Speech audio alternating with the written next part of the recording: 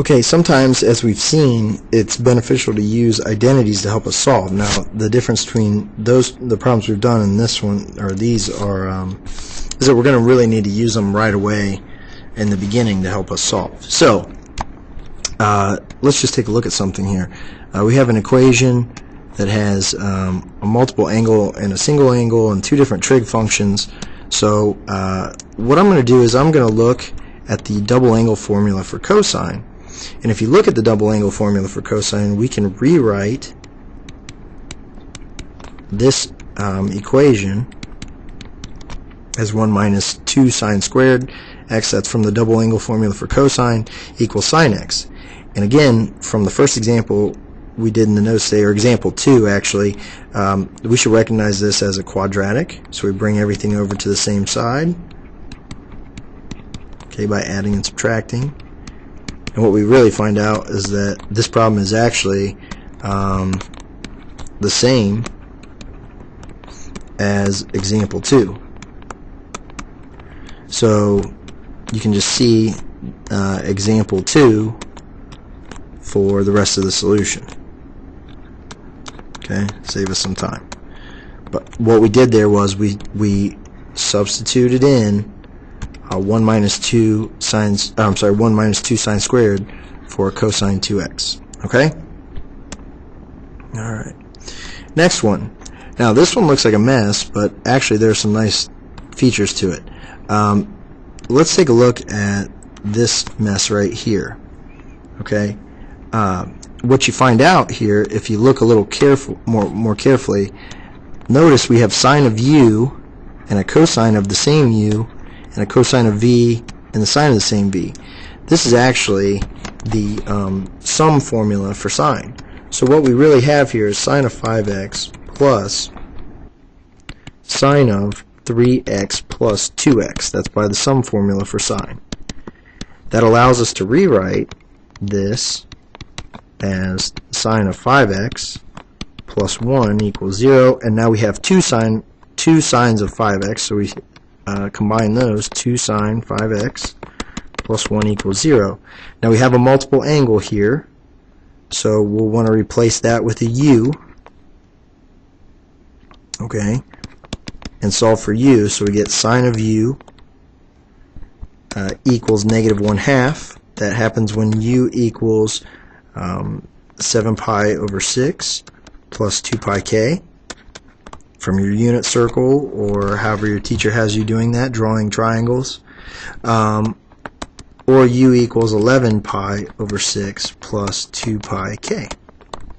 Alright, but we're solving for u in this case, or we're solving for x in this case, so we substitute it back in. 5x equals 7 pi over 6 plus 2 pi k. And 5x also equals 11 pi over 6 plus 2 pi k. Okay, and we multiply both sides by 1/5. Right? So I'm going to multiply this by 1/5. And that's going to leave me with x equals 7 pi over 30 plus 2 pi over 5k. That's one of my general solutions. My other general solution is 11 pi over 30 plus 2 pi k, or 2 pi over 5k, sorry. These would be my general solutions. Again. Okay, now, this one's kind of a pain, but it's worth talking about. If we want our solutions from 0 to 2 pi, what we need to understand here is that we have two sets of solutions, and we're going to have a lot of them here.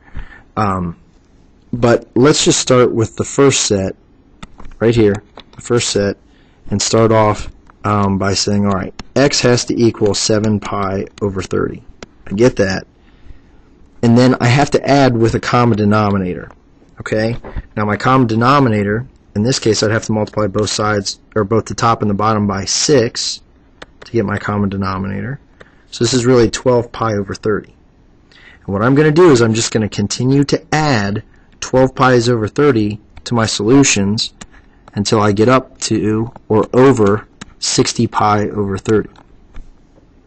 Because that's what 2 pi would be in terms of pi's over 30. I'm sorry, yeah. Pi's over 30s. So, if I take 7 pi over 30 and add 12 pi over 30 to it, I get 19 pi over 30. If I add it again, I get 31 pi over 30. I add it again, I get 43 pi over 30. If I add it again, I get 55 pi over 30.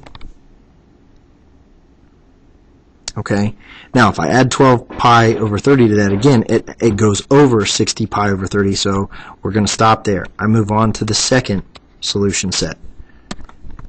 I have 11 pi over 30. If I add 12 to it, 23 pi over 30. If I add 12 to it, I get 35 pi over 30. If I add it again, I get 47 pi over 30. If I add it again, I get 59 pi over 30. And I don't need to add any more because that would take me over. That's it for all your solutions from 0 to 2 pi.